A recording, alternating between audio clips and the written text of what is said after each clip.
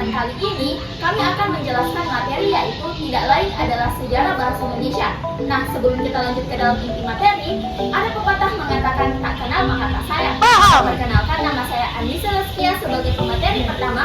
Saya Nanda Aurelia sebagai pemateri kedua. Saya Migrena Sampai sebagai pemateri ketiga. Saya Sami Melani Satri sebagai pemateri keempat. Saya Nurtika Maem. Saya Nur Fadila. Kami berdua adalah pemateri kelima. Saya Laila Makira sebagai pemateri keenam.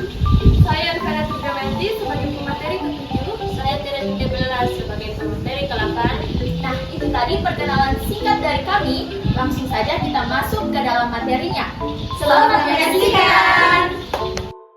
Nah, teman-teman, apakah kalian sudah mengetahui sejarah dari bahasa Indonesia itu? Belum. Dari sudut pandang linguistik, bahasa Indonesia merupakan salah satu variasi dari bahasa Melayu loh. Sejak abad ke-7, bahasa Melayu sudah tercatat dalam tulisan dengan aksara Pallawa.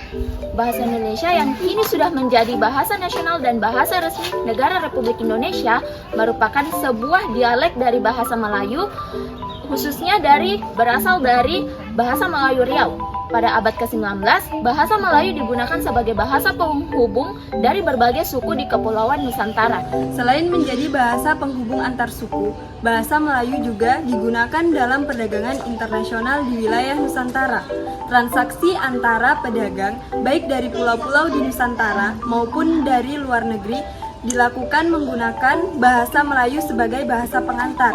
Bahasa Melayu pada saat itu berfungsi sebagai lingua franca di antara masyarakat Nusantara dengan para pendatang dari luar negeri. Inilah yang menjadi salah satu alasan mengapa bahasa Melayu digunakan sebagai dasar bahasa Indonesia. Nah, alasan lain mengapa bahasa Melayu dipilih sebagai bahasa nasional Indonesia adalah karena beberapa faktor berikut.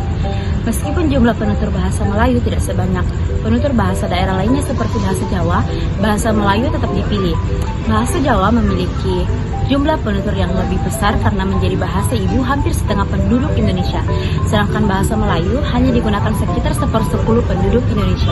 Bahasa Melayu Ragam Riau dianggap sebagai bahasa yang kurang signifikan, hanya digunakan oleh penduduk Kepulauan Riau, Lingga, pantai-pantai Sumatera. Namun kebijaksanaan para pemimpin bangsa terlihat dalam pemilihan bahasa Melayu sebagai alat bahasa Indonesia untuk menghindari pengistimewaan bahasa daerah tertentu. Ada 5 faktor yang menyebabkan tersebarnya bahasa Melayu di Nusantara. Pertama, bahasa Melayu digunakan oleh Kerajaan Sriwijaya, salah satu kerajaan besar di Nusantara yang berpusat di Sumatera Selatan dan Riau. Kekuasaan Kerajaan Sriwijaya yang luas turut menyebarkan bahasa Melayu sebagai bahasa kerajaan. Kedua, yaitu pusat Kerajaan Sriwijaya adalah pusat perdagangan internasional, di mana pedagang dari Nusantara dan luar negeri berkomunikasi menggunakan bahasa Melayu. Ketiga, pusat Kerajaan Sriwijaya menjadi pusat pendidikan, kebudayaan, dan agama Buddha. Sebagai pusat pembelajaran Buddha, wilayah ini menarik pelajar dari berbagai daerah, termasuk Cina, Champa, dan Kamboja, yang menggunakan bahasa Melayu kuno sebagai bahasa pengantar. Hubungan ini memperkuat penguasaan dan penggunaan bahasa Melayu.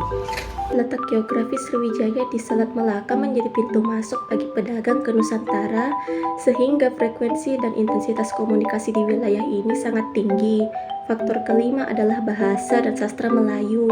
Bahasa Melayu memiliki sistem bahasa yang sangat sederhana, tidak mengenal tingkat kebahasaan dan sangat terbuka sehingga mudah dipelajari. Sedangkan dari segi kesusastraan, sastra Melayu adalah demikian yang sangat berarti bahwa bahasa Melayu sudah mempunyai tradisi kesusastraan yang sangat baik.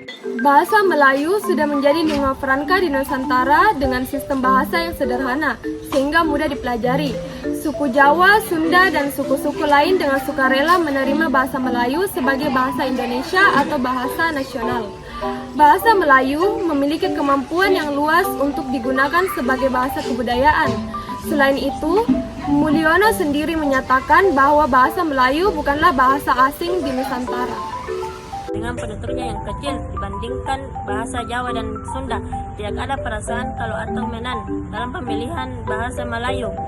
Hal ini dianggap sebagai mukjizat dan Sultan tampil alis jahbana dan kewajiban oleh Sapardi Djoko Darmono. Nah, demikianlah video penjelasan tentang sejarah bahasa Indonesia yang telah kami jelaskan. Jika ada lebihnya itu saya, dan jika ada kurangnya itu teman-teman saya. Ayu Ting Ting makan kepiting. Cakep! Thank you for everything. Wassalam.